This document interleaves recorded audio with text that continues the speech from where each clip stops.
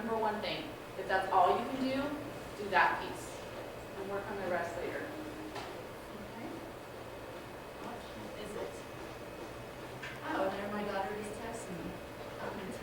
Okay, so we'll go for about another 15 minutes and then we're going to take a little break. All right, so this is from Dr. Perry. The most important property of humankind is the capacity to form and maintain relationships. These relationships are absolutely necessary for any of us to survive, learn, work, love, and procreate. Relationship, relationship, relationship. That should be on one of your cards. Everything that we do has to be about relationship. Human beings are wired to be in relationship. Not necessarily, the intimate relationship that you have with your spouse, but relationship. We're meant to work together, to talk to one another, to touch each other, to hold each other, and to care about each other. And if we aren't having that relationship with our kids, if we don't have that with them, if they don't have relationship, they will not heal. It is key for any kind of healing. So, they know when we don't have that loving connection with them, when we're not there and being in the moment with them, they know. When our head is somewhere else, they know. So it is so important to learn that when you're working with your kids or with your kids, you have to be in the moment. You have to be right there with them. Not thinking about the laundry that you need to get done or this other kid that you've got to help with, whatever. It's about being in the moment with that kid, being in real relationship with them. All right, so relationship. This slide is all about that, okay? So first thing, if there is no relationship, nothing else matters. And it's so true. If you don't have that relationship with your child or with the child that you're working with, then nothing else matters. If you don't develop that, get to know them, and really know who they are, then nothing else matters. Regulation. In order to be regulated, it's relationship dependent. So if you don't care, if you don't have that connection, it's going to be hard for you to stay regulated. I can tell you with a coworker of mine, this is on all levels, so this isn't just, and I think this is where we talked about working on yourself, because I've learned from my work doing all of this, that I have to take this practice and use it in every part of my life. With a coworker that I have, I've had to learn how to stay regulated and work on developing that relationship. Don't necessarily love that coworker, but I've had to work on having an actual relationship and caring about that person as a person in order for me to be able to even stay regulated with that person at work. I've also noticed how all of this work has helped me with my mom and my sister and the other support people in my life, that because I am able to stay regulated inside, that my relationship with all of those people is like 10 times better. 10 times better. And my mom would tell you that too.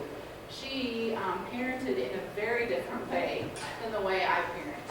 And my mom was not a person who said, "I love you," very often. She didn't hug a lot. She was a good person, but she just wasn't that touchy-feely, huggy kind of person. And since my work, doing all of this and working with my kids and educating myself about this, my mom has learned and has become a different kind of parent herself. And so my relationship with her has grown because she sees how it works with my kids. And now, anytime we're on the phone, we end with "I love you" every time. We leave with a hug every time. And so again, that's where taking your personal life and finding out what's going on here is going to help your kids. Okay? Relationship builds influence, which leads to learning. So what that's trying to say is that when we have relationship, when you have that connection, you get trust, okay?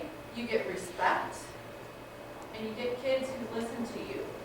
If they don't have a relationship with you, they are not going to listen to you. And you can't say, "You need to respect me. You need to respect what I'm saying." Who cares? That is not going to come unless you have that relationship. So once you do, then you have influence with that child. Once you have influence, they're going to listen and they're going to learn. But it won't happen until you can have that relationship. And then, of course, relationship creates room for healing. All stems with relationship.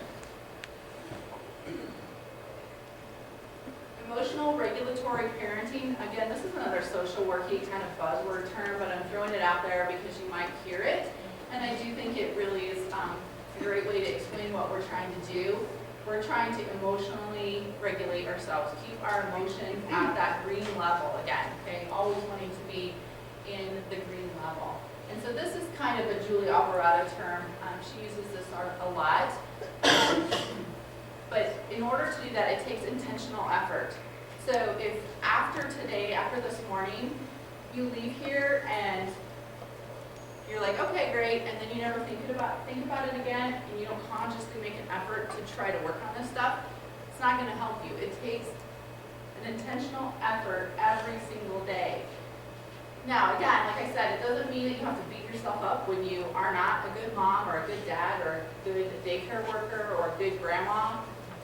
What it means is that you keep working on it and that you intentionally try to do these things, that you go back to it. So this is why I have the bulletin boards, because I was struggling to make this a part of my everyday life, because some of it was very foreign to me. And so I had to put notes up everywhere. And you know what's really cute is, so I do that, and so now my daughter does it. It's so awesome. It is so awesome. When we moved a couple of months ago, she's like, Mom, do you have like one of those bulletin board things, an extra one? I'm like, well, you know, I do. It's down in the basement. And she's like, can I have that? I'm like, sure. What are you going to do? She's like, I'm going to put it in my room. I'm like, okay. So she gets it, puts it in her room. A couple days later, I go in there to, do something, probably just to see if there were, anything growing in there, because the room's just gross. So I went in there, and there is that bulletin board on her wall, and it is covered with all of these quotes and sayings, and some of the ones that I use. In fact, the one at the end of my slide presentation is my favorite one ever, and that one is right in the center of her bulletin board. And so what's really cool is that she's seen me modeling this behavior, and she's now practicing it herself. For Christmas this year, I always do an advent calendar, and so even though she's 20, I don't care, because she still lives with me and she still needs it.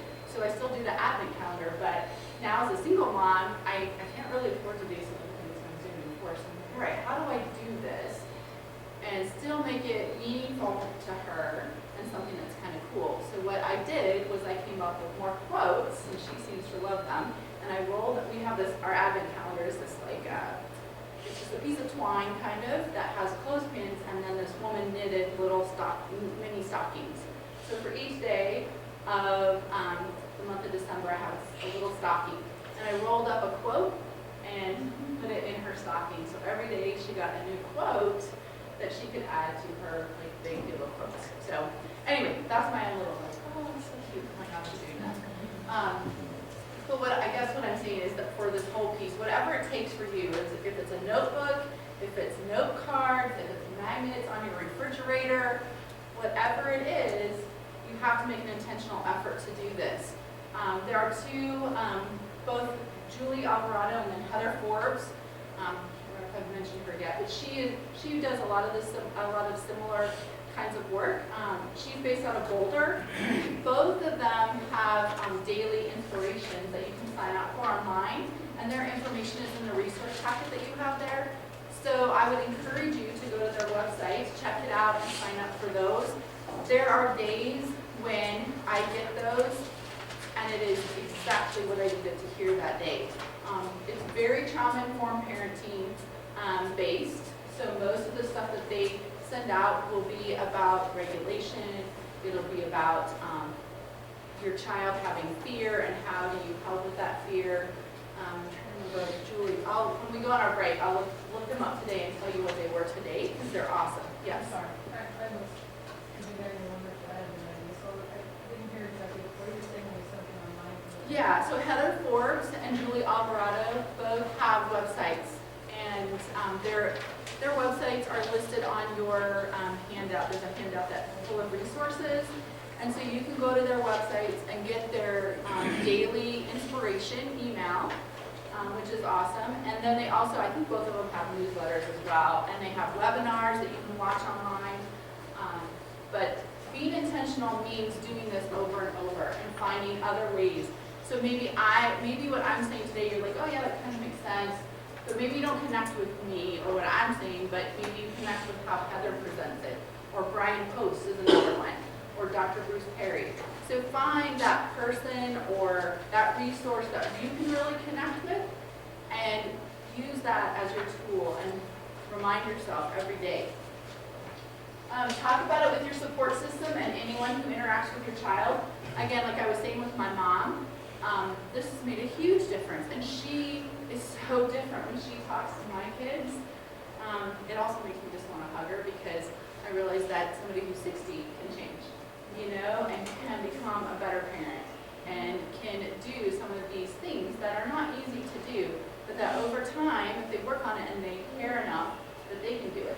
So talk about it with your support system. It also helps me to do that when I talk to them to bounce it off people so that I can say, wow, yeah, I'm in the right place with this, or Christy, you're just angry. You need to step it down another notch before you approach your child about this. And granted, for me, I'm talking about 20-year-olds. So my parenting right now is probably very different than some of you. Some of you are more in the moment, happening right there. For me, mine's kind of bigger picture stuff that I can step away from a little bit. So it depends on where you are, but if you have a friend that you can call, if you're having trouble being regulated, and help them to understand, it's going to take them a while to figure this stuff out too, but support systems are important. Develop an awareness of your mistakes. This one is really key too. And the key part I think about this is develop the awareness for the mistake you made, but you don't sit there and play that tape and, oh, I can't believe I just did that. I just screwed that, oh, I feel so bad. Oh, I can't believe I just said that to my kid, or I did that. That's not the tape that you play. The tape that you play in your head is, wow, that was not good. How do I do it better? It's okay, Christy. You're going to make mistakes, and next time you're going to be better. Next time you're going to step away when you start feeling that way and not react with your kid. So the tapes that you play in your head are really important. So be aware of your mistakes, but play those positive tapes and encourage yourself to try again. Because the tapes that we play come out with our kids. If we're only saying negative things in our head, then we only put out negative things to our kids. Okay, same thing, the tapes that we play when we're driving. The one I have that's really bad, that I'm working on right now, is driving and somebody cuts me off, or somebody's driving too slow, or something, and I'm seeing all of this negative stuff. And when I then go to see my son, who is in a halfway house right now, and I have all this negative stuff in my head, I can't be a good parent to him. So I have to get those positive messages playing in my head all the time. So that's that conscious piece in that your daily life. Change those tapes. Be gentle on yourself, and like I said, this takes time. It takes a lot of time. So just keep practicing and it'll come. All right. About ready for a break. Okay, so I'm going to do this slide and then we'll take a break. So circle of security. This is a really cute little slide that I found that I kind of, you can't see who it's from, but I stole it from somebody else. But I did give them credit because you can't see it. This is that the parents attending to the child's needs. So I don't know if you can see it all, but basically it's that safety, that love, safety, and acceptance piece that I talked about, that are 3 words that you always need to remember when you're getting ready to parent any child. So you have that secure base and that safe haven. So it's that security piece has to be there first, that safety piece. And then when they're out doing all this crazy stuff, we need to remember to support them, to support their exploration, support that craziness that they have in this positive, accepting, but structured way. So we're going to watch over them, we're gonna delight in them, we're gonna help them, and we're gonna enjoy them. So it all, again, it's all positive. It's all positive, even when they're doing things that are kind of crazy, okay? But it's in this positive, supportive way. And some of the key things that we need to remember down at the bottom, and I don't know if you can see that, but it says always be bigger, stronger, wiser, and kind. Whenever possible, follow your child's needs, and whenever necessary, take charge. So, of course, we don't want our kids doing things that are unsafe. So anytime our child is doing something unsafe, we need to be able to step in and make sure that we provide that safety, even if they're upset about that. But it doesn't mean we have to do that in an authoritarian, angry, controlling way. It can still be that gentle, loving, caring way. It's that being kind piece that we always remember. And then over here on the left-hand side, it says protect me, comfort me, delight in me, organize my feelings. So organize my feelings, again, that's allowing your child to try to talk through their feelings, and that happens by you modeling that same behavior to them. When you're able to talk to them about your feelings, that you're hurt, that you're scared, that you're worried, giving them those words to put with your feeling will then help them identify their own feelings. So that's modeling that behavior.